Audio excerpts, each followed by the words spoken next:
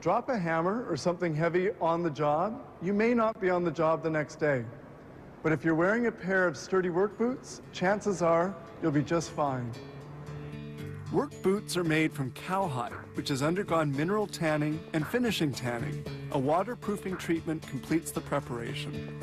Let's follow the process. This machine is a shaver. It evens up the hide and opens its pores before it receives other appropriate treatments.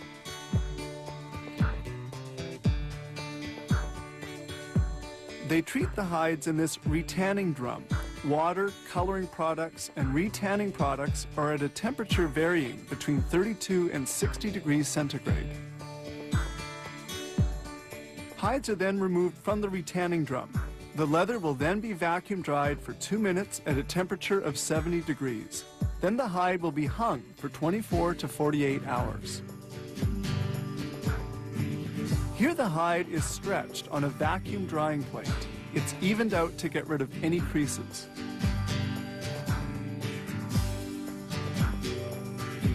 A hide measures almost 2 square meters, and they'll need about 0.4 square meters of leather to make a boot. They begin cutting the boot parts. This punch, with the help of a press, cuts the different pieces of leather.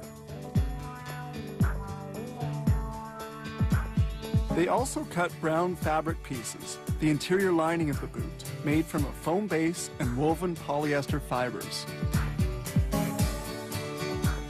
This paring machine thins the edges before they're sewn. During the cutting, each piece of leather is identified by its size.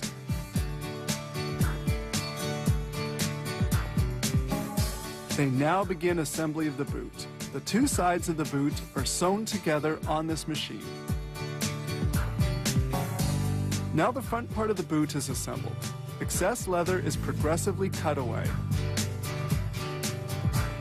The eyelets, made of steel, brass, or aluminum, are then positioned. Here they attach a foot mount on a form with tiny nails called tacks. The last is placed in the boot to facilitate the assembly of the front part. This carding machine removes any unevenness at the level of the lining before proceeding to the next step. They now install the tempered steel toe cap. The lining is pulled, they insert the cap and fix it well in place.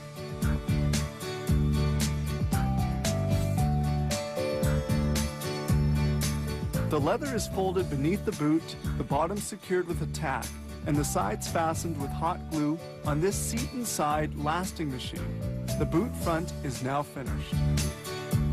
We get a good view of the application of the hot glue.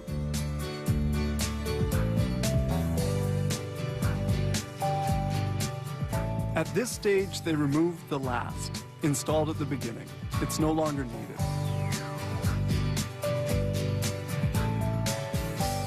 Now the sole will be installed. The heel core is of pine. It's put onto the sole, which will soon be secured into place. Here they proceed with machining and welding of the rubber sole to the boot tip. It's called vulcanization, done at a temperature of 165 degrees, and the sole is solidly installed. This machine sands the edges of the sole to eliminate any vulcanization residue. They also apply a sealant.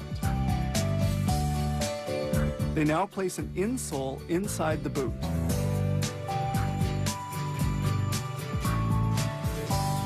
Here they install the laces and stitch on the labels. The boots now leave for the packaging area.